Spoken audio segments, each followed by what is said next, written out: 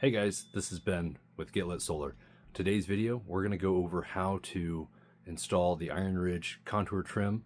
This is the black trim that you can put on the outskirts or the perimeter of any solar array. Doesn't matter what brand you're using, as long as you've got rails or what have you underneath the panels that hold everything together. This system is designed to lock into those. So a couple things before we get started with the walkthrough on how we did all this. We're going to show you everything soup to nuts, how all of this goes together. But one thing I want to point out is this stuff is not critter guard. This is designed to basically make the appearance of your array look much better than it would, otherwise by stock, and I think it really does. It does a nice job at that. But if you look close, you get up to it, animals could still find a way underneath this. So if you have an animal issue, this is, like I said, not a substitution for critter guard. Definitely get the critter guard, or maybe get the critter guard in addition to this. So take a look at the video. Let me know what your thoughts are. Please like and subscribe to our channel. There's going to be a lot more videos after this. So we've got a lot of things, great things that we want to be able to share with you all, and hopefully, be able to help the solar community and all you DIYers at home. Let's we're all in this together. Let's learn some stuff and do some cool stuff. So stick with that at the end. We're going to try to be able to incorporate any promo codes and discounts or stuff like that to help folks save money. So hope you like it. Please let me know at the end of the down in the comments, and what your thoughts are. If you have questions, we're always happy to help and answer questions any way we can. Talk to you soon.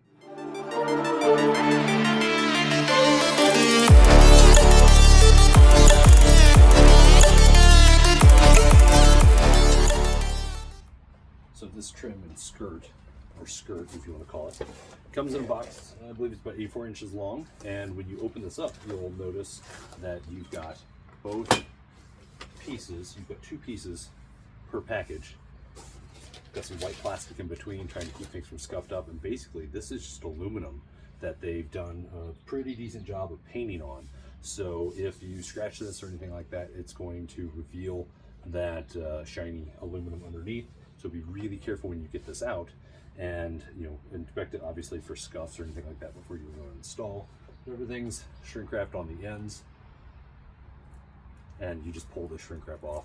Comes apart into two pieces. So let's do that real fast, if I can do that without damaging anything.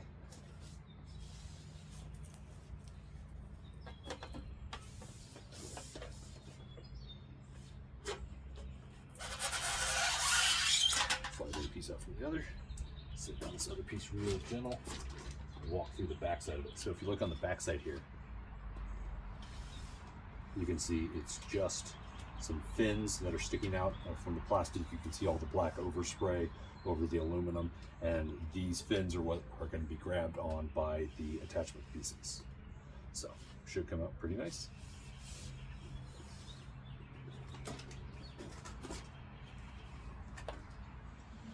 This is the trim attachment piece. This is what holds the black trim onto the panels.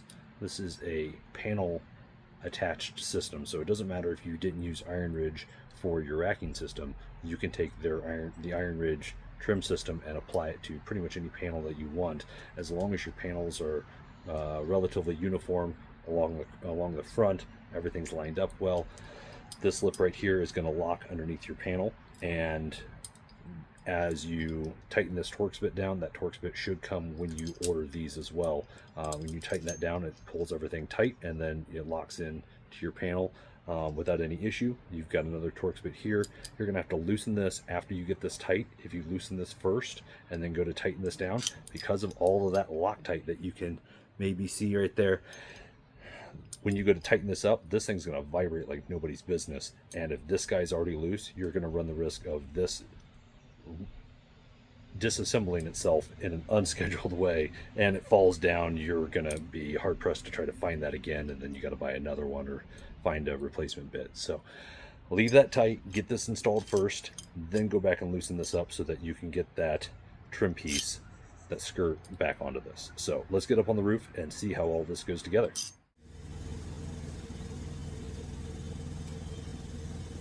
So we're going to install this trim piece. Got the camera very precariously perched. Let's hope she doesn't fall.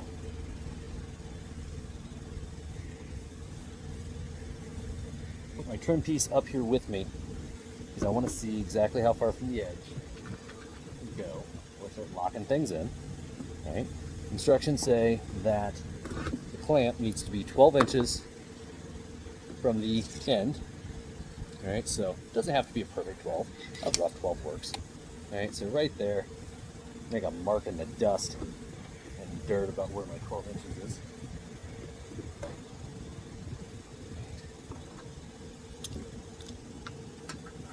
Slips in under the panel just like that. And then I'm free to attach this piece right here. To go a little slow, because if this camera starts to fall, I want to be able to grab it. It's my daily driver. Right. I'm going to switch hands, and this is going to result in me not catching the camera if it falls. All right, here we go. Oh, well, I mentioned in the one preview, or the previous clip, that thing's going to rattle like heck when you go to attach this. That one didn't, but every other one that I've done so far on other systems did, so that would indicate to me that it doesn't have a ton of Loctite on it. So I'm going to give it a couple extra love taps here. Alright, so we've got that, and then we're ready to get this other trim piece added on top. So I'm going to go ahead and loosen this up here. I don't want to take it all the way off, but mostly. Alright, get a little bit higher.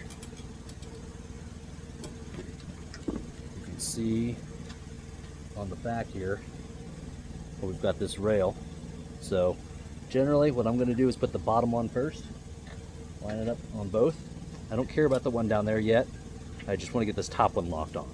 And you can't really see from behind there, but from the overview you can see it'll go ahead and grab in. And then I'm going to take my driver, and we should be good. I'm going to go get that other guy. I don't fall off the ladder first.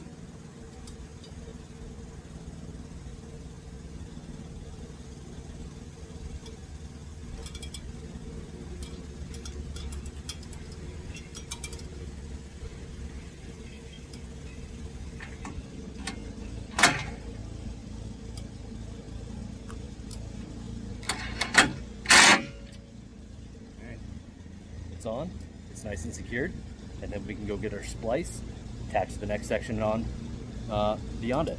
So let's go do that.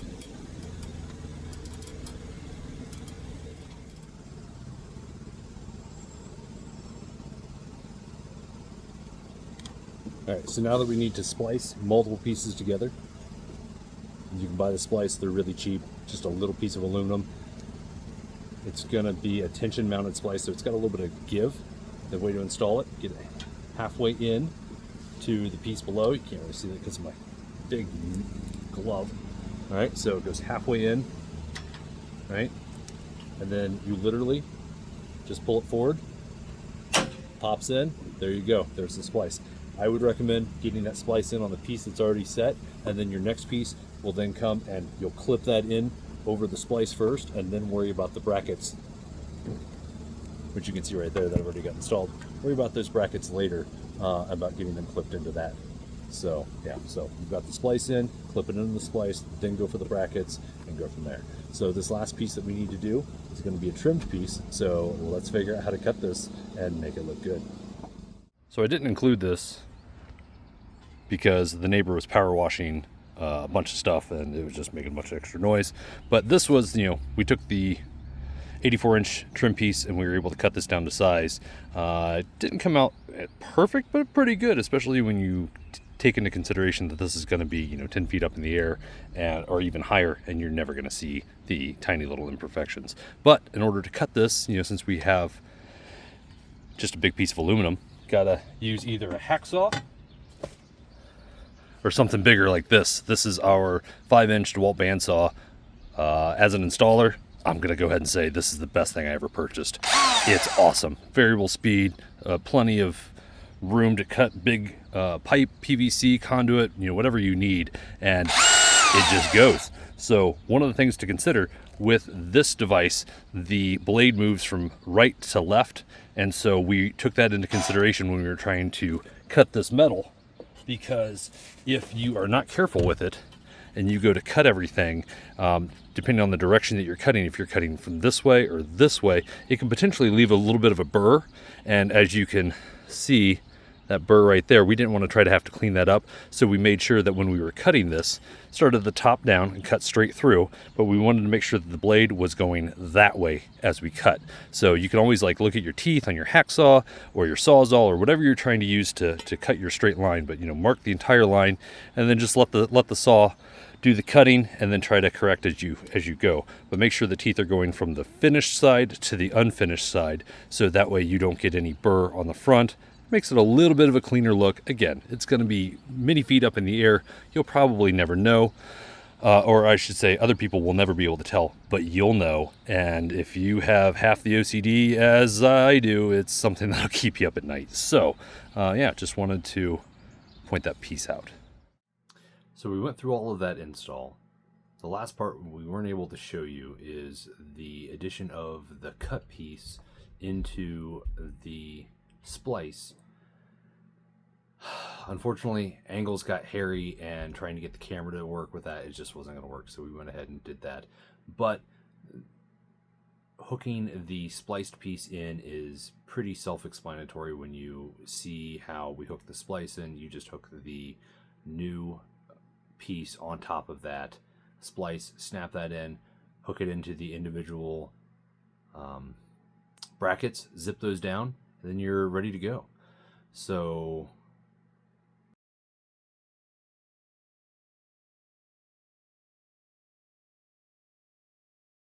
if you're looking to save a little money, check out our video descriptions. Signature Solar is going to be hooking us up with some promo codes that we're going to be placing there, and they expire after 60 days, I believe. So we'll try to keep them updated the best we can. But check those out, and maybe you'll be able to use that to get your cost down a little bit. So if you have any questions, please let us know, and we'll be happy to help you out any way we can.